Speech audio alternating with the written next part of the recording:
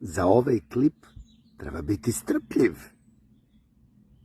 Evo, uvukla je glavicu kornjača. Vidi me u blizini. I ne zna šta će, a našla se na mom putu. Za ovaj klip treba biti baš strpljiv. Pratimo kornjaču koja beži od mene. Nije mi prvi put da naletim na ovakvu kornjaču, ovakav tip uvijek.